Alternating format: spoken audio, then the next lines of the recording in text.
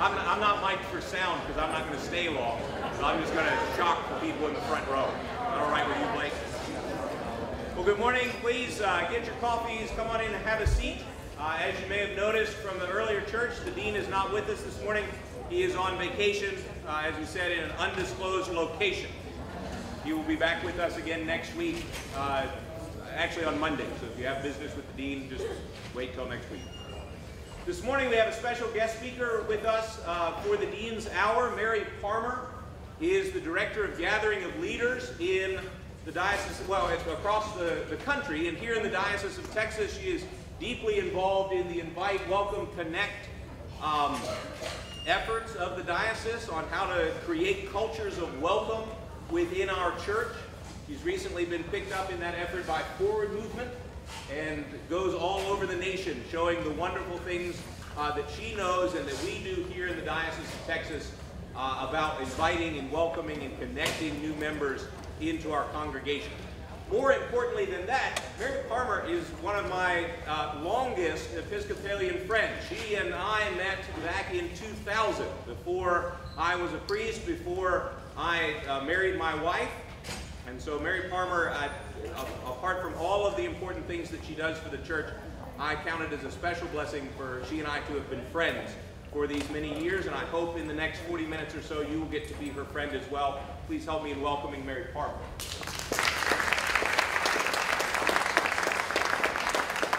Thank you, Art. Can you hear me okay? I'm going to put this on me.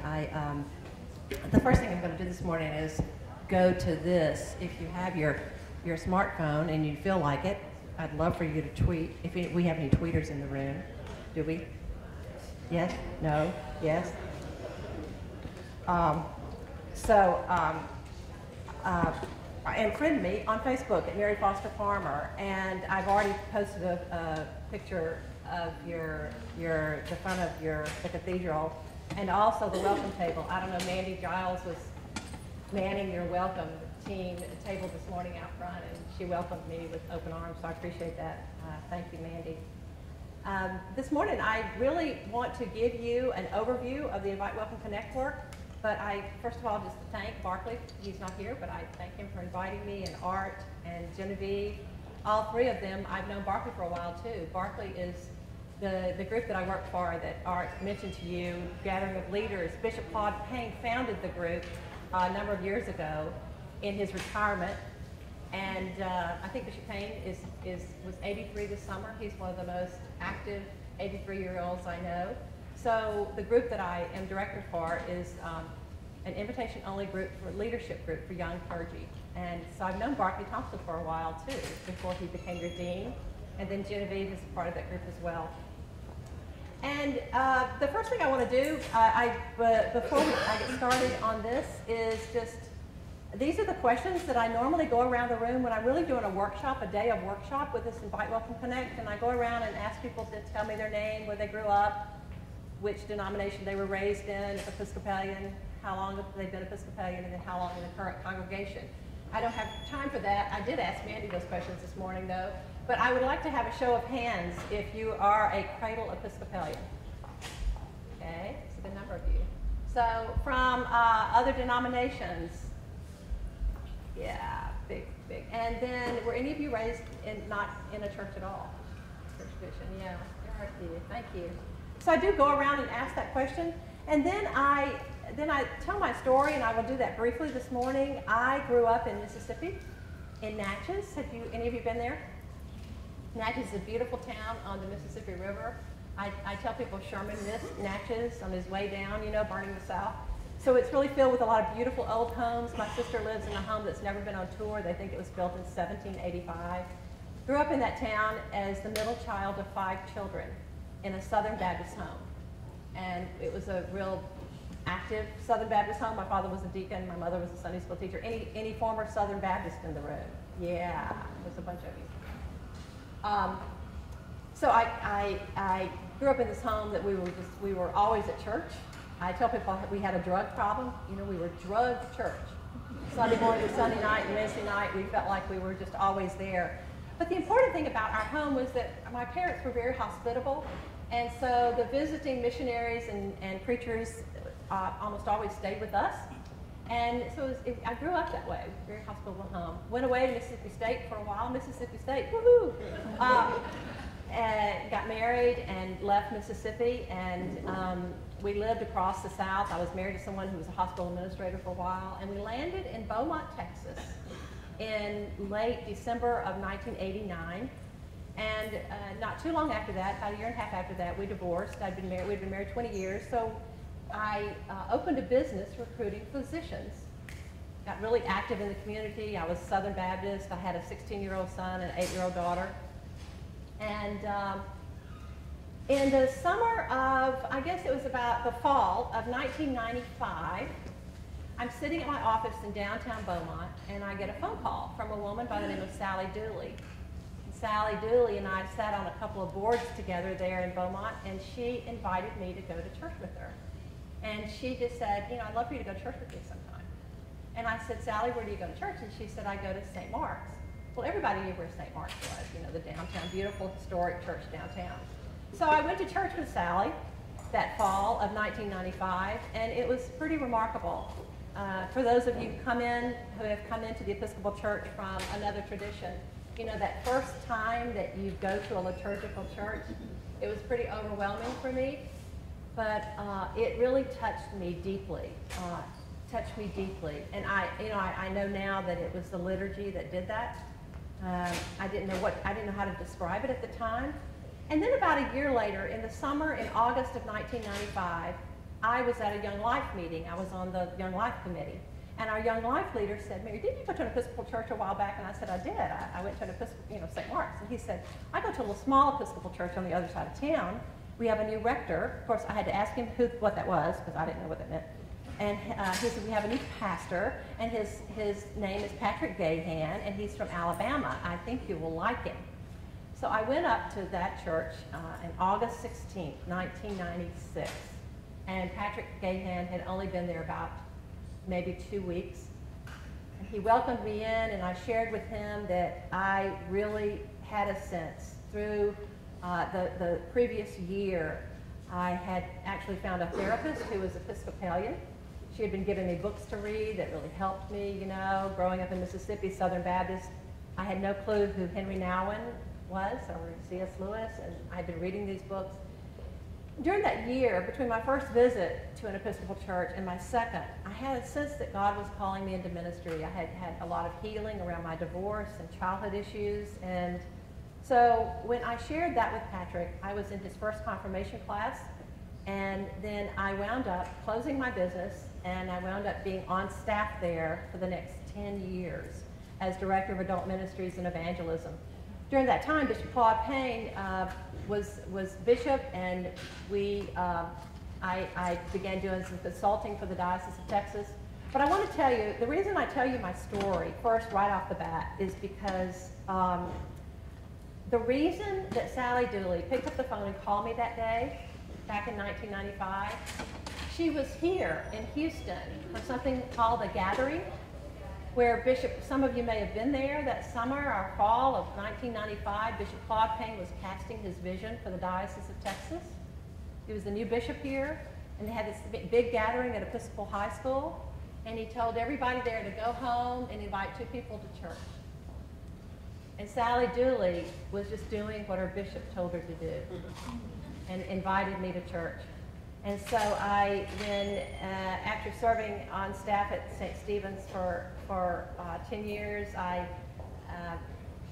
God just blew through my life again, and I decided to go back to school, moved to Austin to go to St. Edward's, went full-time religious studies degree. And in the spring of 2009, when I was getting ready to graduate, I got 2 phone calls. The first one was from Bishop Claude Payne, inviting me to be the director of this group, Gathering of Leaders.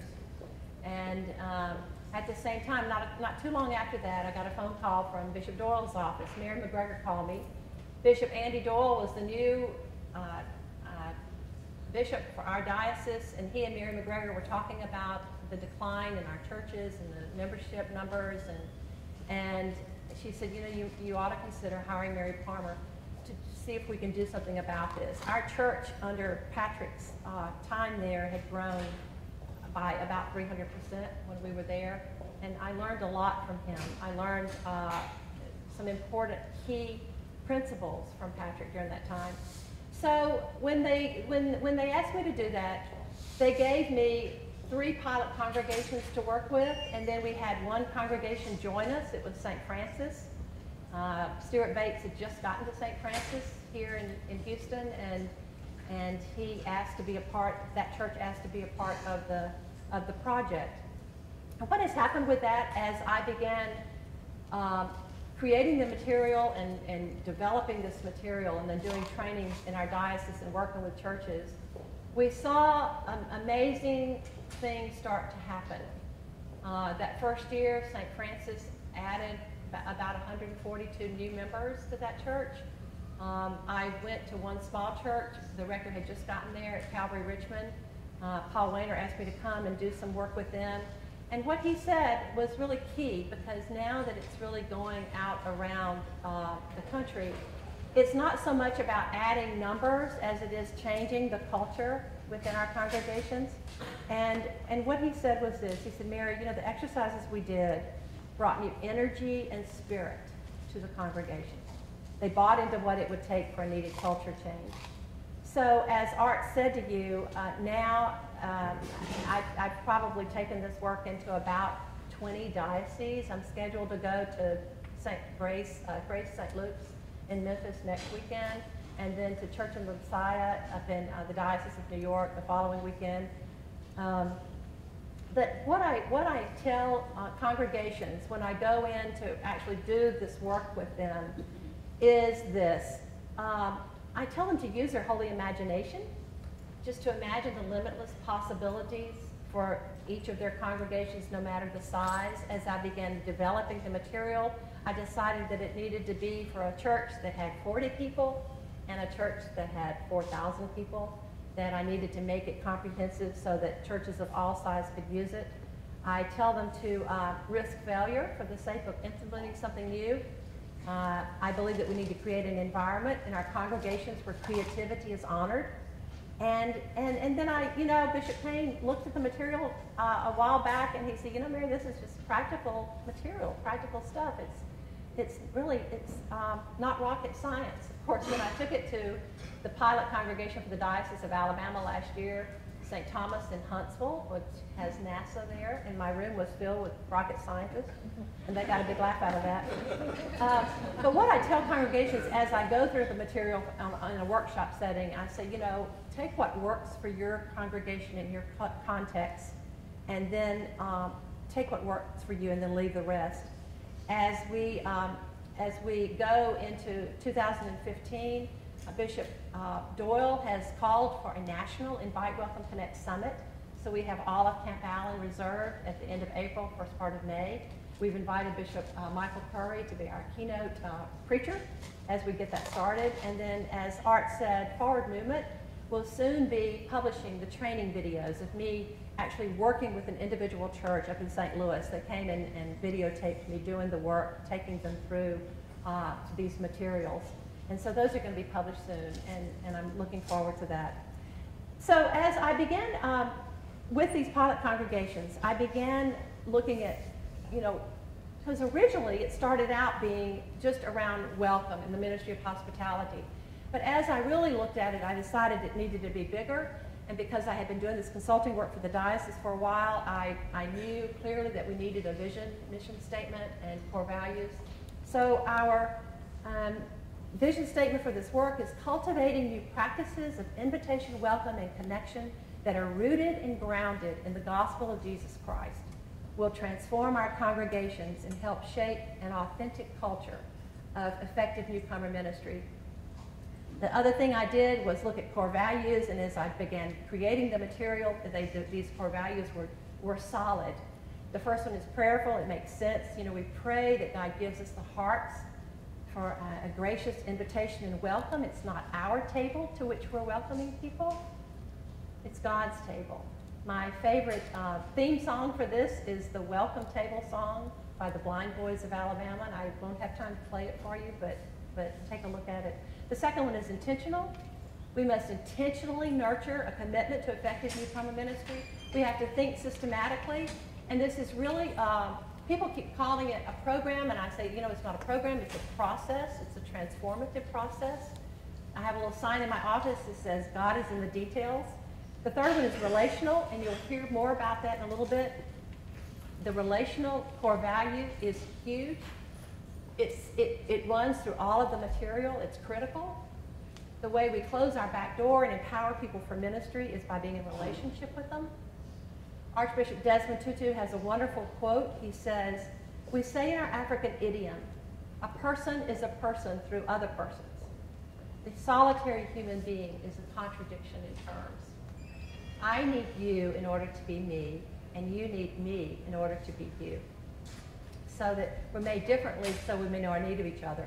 The last one is accountable, and it's the reason that Bishop Payne and Barbara Payne's pictures up there, they received honorary doctorates from the Seminary of the Southwest last year. Bishop Payne was looking at this material a while back, years ago, 3 years ago, and he called me and he said, Mary, you know, you're holding these pilot congregations accountable. And I said, bingo, Bishop Payne, that's the core value of this material. But they weren't really accountable to me, they were accountable to the diocese, but the reality is that we're accountable to God. We're accountable to the gospel. We're accountable to each other. So I began looking at what were the challenges, and as I began creating this work and then working with congregations in our diocese, I started seeing the challenges, and they were clear and big, and they are encompass a lot. I'll just tell you quickly four of them that I've seen right off the bat. The first one is complacency. I believe that complacency around newcomer ministry is our prevailing sin. We think of ourselves as a friendly community when in reality we're just a community of friends. We think of ourselves as a friendly community when in reality we're just a community of friends. And if you don't believe that, watch where people go during their coffee hour. They go to their friends in their room. They don't go to the stranger in the room. Second one is action at the end of the day. At the end of the day, our actions speak louder than our words. And we can preach it, we can teach it, but if we don't model it, then it's not effective. At the end of the day, did we see Christ in the newcomer who walked in the doors of this church? But more importantly, did they see Christ in us? The third one is assumptions. I'm adding fears to that. We've got to get past people's fears and assumptions. You know, they're fearful of evangelism, the E word, assuming they'll be asked to do something that they feel uncomfortable to do. We have, I had lunch with the rector at a really large church in Austin a couple of years ago, and we were talking about various things, and this newcomer work was brought up, and this rector said to me, Mary, you know, rectors at churches my size, which is a large church, don't want a program peddled to them. And I almost threw my lunch up, and I had to get counseling after that. I called Mary McGregor, and I said, this is not a program. She said, and then I called Bishop Payne. He said, Mary, have him read my book. Bishop Payne has written a great book that we've got all our young clergy reading still. It's called Reclaiming the Great Commission. And he says in there, evangelism is not a program. It's not a program. It's an ethos. It's the gospel.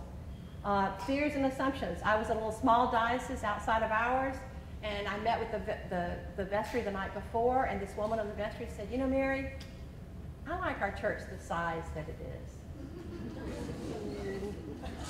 And it's a real fear. It's a fear. People want to be known, and they want to be in relationship, and it's a fear. And it's something that has to be addressed creatively. The last one is obstacles. And I tell people that they're going to run into them whenever they try to use some of this material.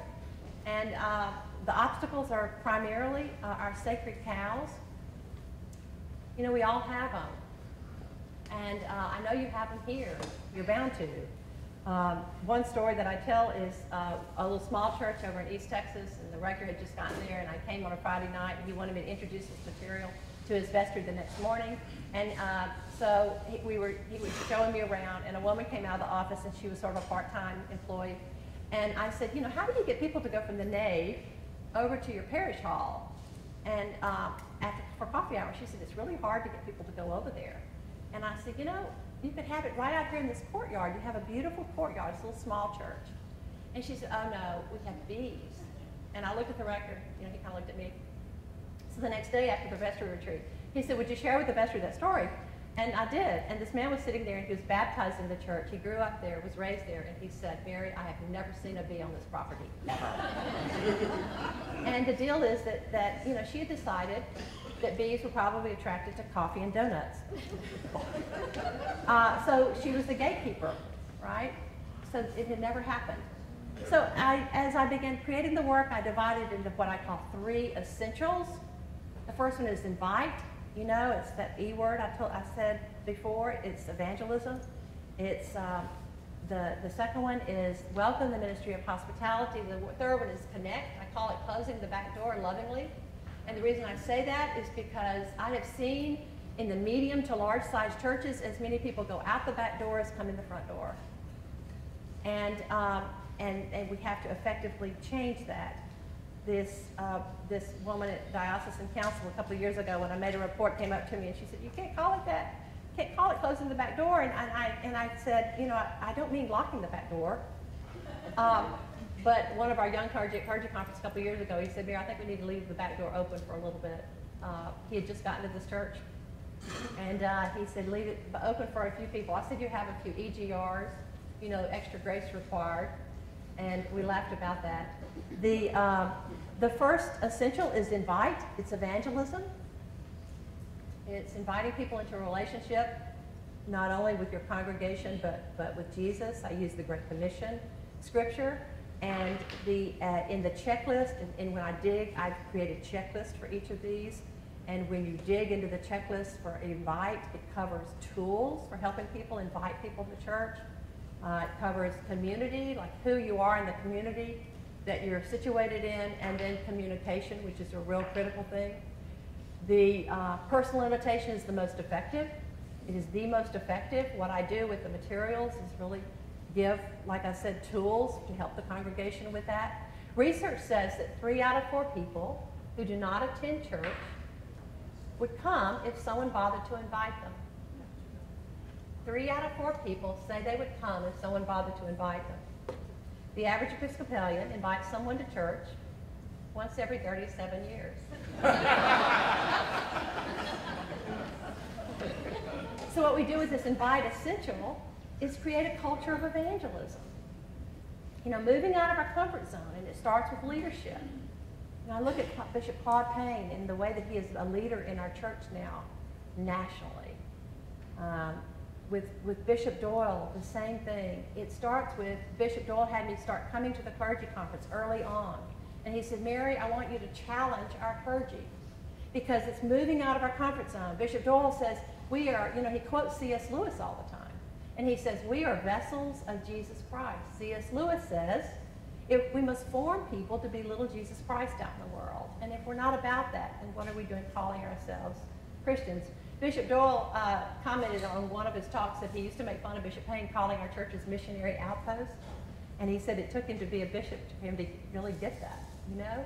We are. I think there are spiritually abused people out there. And I believe that the Episcopal Church is the best place for them. I found a video that I want to show you right quickly. It's a goulash video. It's just the best invite, it's real short, video that I have found. Watch it carefully. I'll be inside in a minute. I'm going to say hey to Joe. Hey, Joe. Hey, Mike. Flower beds are looking good, neighbor. Yep. You guys just get back from church? Oh, yeah, just been at the church house. I wonder why he never invites me to church. I mean, I'd go if he asked me to go. But this is the way it is. I'm out in my front yard when he comes home from church. It's always so awkward. It's so awkward. And I'm so hungry. Ugh. I think my wife made goulash. I love goulash. Oh, maybe Joe would like some goulash for lunch. Hey, Joe. Here comes the invitation to church. Yeah? You wanna come over for Sure, I'd love to go to church with you. What'd you just say? What'd you just say? No, what? No, what'd you say? What'd you what say? did you say? You said something about God. God. Goo. Goo. Goo. Goulash. Goulash? Goulash. It's a... You're having goulash at your church? No, at my house. You're inviting me over for goulash? Yeah. At your goulash? Yeah, who doesn't like goulash? I like some goulash. Yeah, sign me up. Goulash. I'll check and make sure we have enough.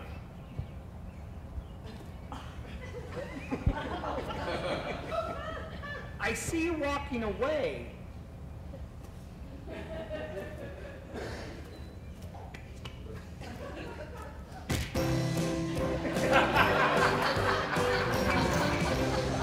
Invite someone. Don't do it like that.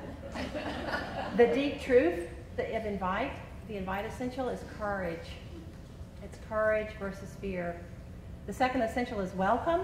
I use the scripture in Romans, welcome one another, therefore, just as Christ has welcomed you. And it was delightful this morning, I have to tell you that, Mandy. And I know Genevieve is your canon for welcome and evangelism. Because this is one of the things that I ask congregations to do, to have a place where people can be welcomed.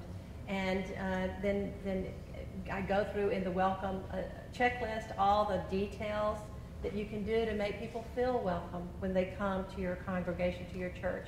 Jesus asked us to see others in different ways, in the way of love and compassion, and he modeled this for us.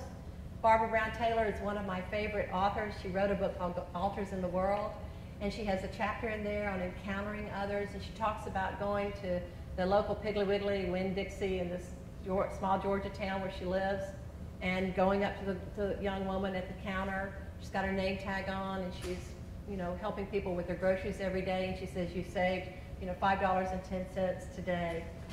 And Barbara Brown Taylor says, I am called to look at her and see her as someone's daughter, maybe someone's mother.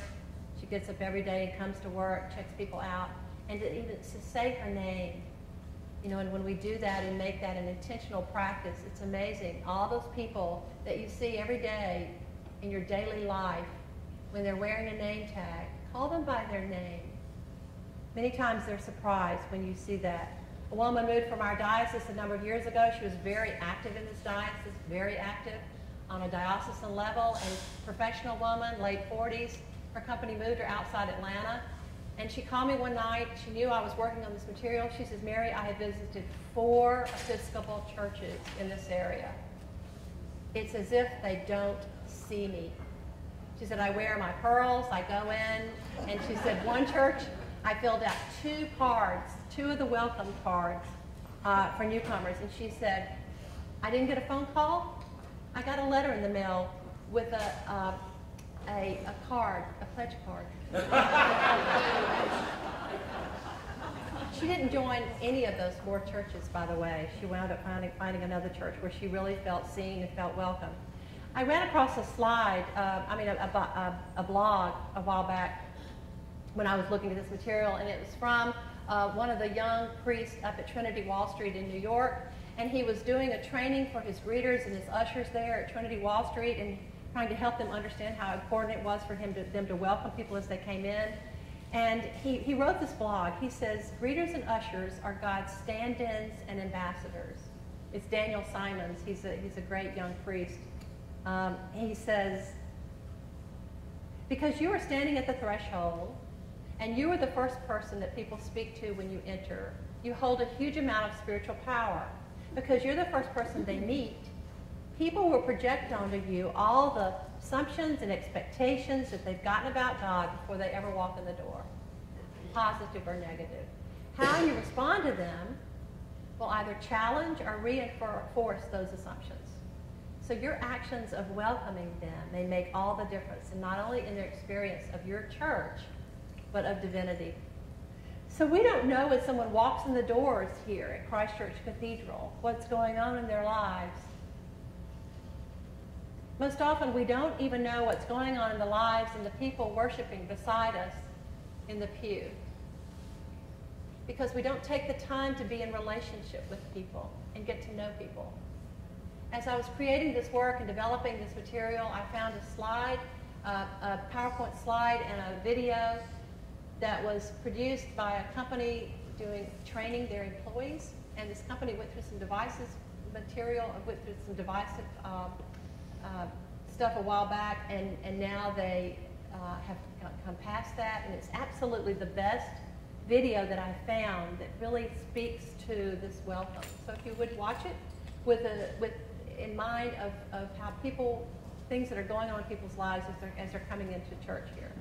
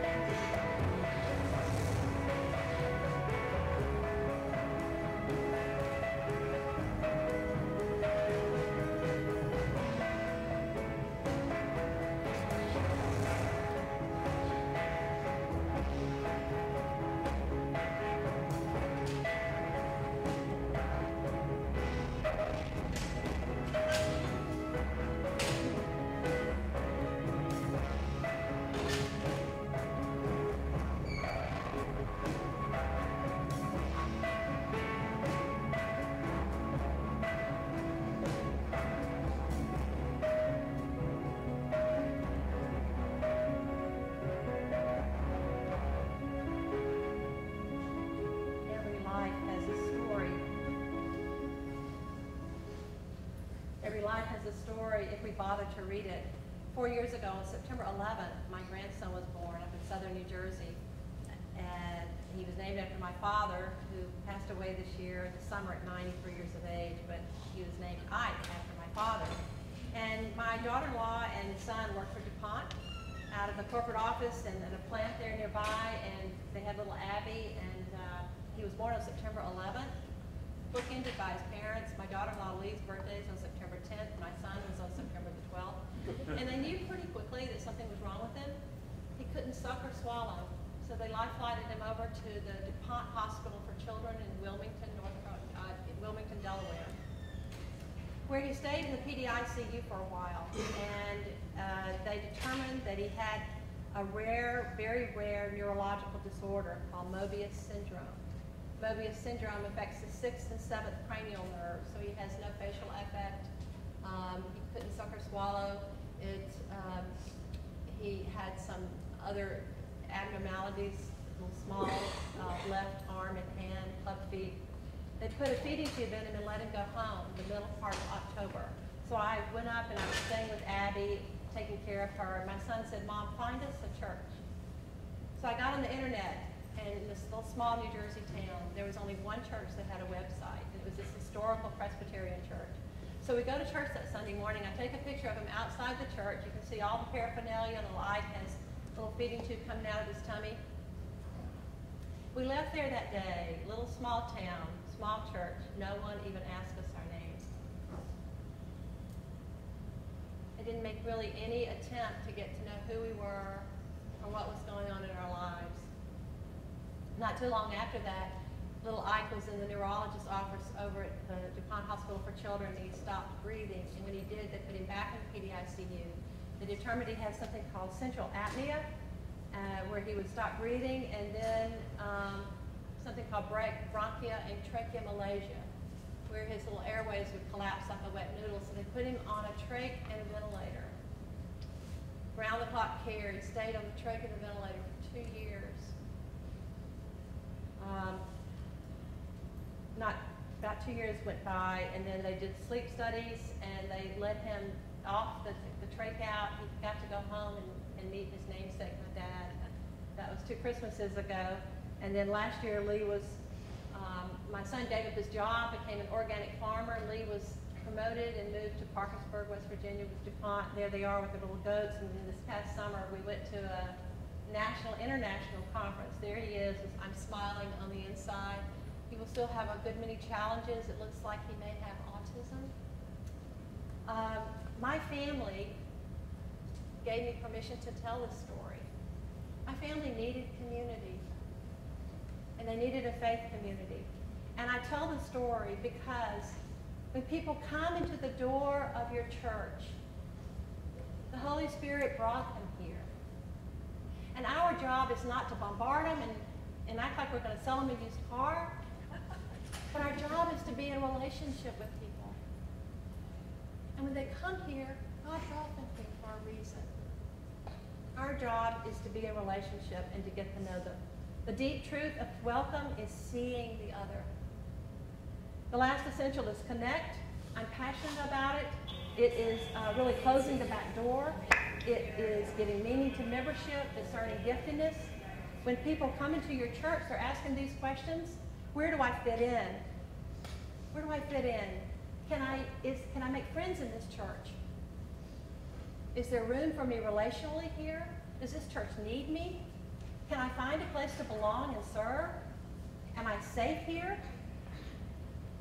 Our job is to listen to people, to really listen to people, hear their story, to get the pew potatoes off the pews. You know, I call them pew potatoes because you have people here who have been sitting here and coming to church, and their names are on your roll, but they've never gotten involved in ministry. And it may be that we just haven't listened to them and heard their passion and help them discern their giftedness. Because as lay people, we have a vocation. And our vocation is to use the gifts that we have to minister to other people, not only in the body of Christ, but outside in the world. So the deep truth of relationship is what I call the sacred act of listening. I also have a church school checklist that I really get into that was developed by the church school at St. Francis. And then I want to end with this morning. Bishop Doyle asked me to speak to our diocesan council year before last and give a report of this work. And I said this then, and I will say this to you today. I am convinced that we can change the narrative and the culture in our congregations in the Episcopal Church, but it's going to take first courageous clergy who are serious about leading the way, equipping people to be little Jesus Christ, who are unafraid to empower laity for ministry. It's going to take courageous laity who are willing to confront the obstacles that are holding you back from ministry, willing to step out of your comfort zone for the sake of the gospel, to invite someone to church, to discern your own giftedness, and then to use those gifts in the body of Christ, to be more relational and more intentional in everything you do. I was invited to do this work at the church for the pilot congregation for the Diocese of Arizona. The church happened to be in south of Tucson, and it's a retirement community. The average age in this church was 76. There were 300 people there that Sunday morning. You know, it's a lot of snowbirds. This retired OB-GYN gave my introduction that day, and I'm going to end with that this morning. He says, he sent it to me, and I just want to read it to you right quick. He says, you know, we're blessed and privileged to have Mary Parmer, our speaker, and he talks about this work that I'm doing. And then he says, you know, we'll be the first in the Diocese of Arizona to learn about the project. And he said, here is how I think this all came about. With apologies to last week's Old Testament reading about Abraham, I think one day God said to Mary, leave your land and your kindred and go to the place that I will show you. It's called the Episcopal Church.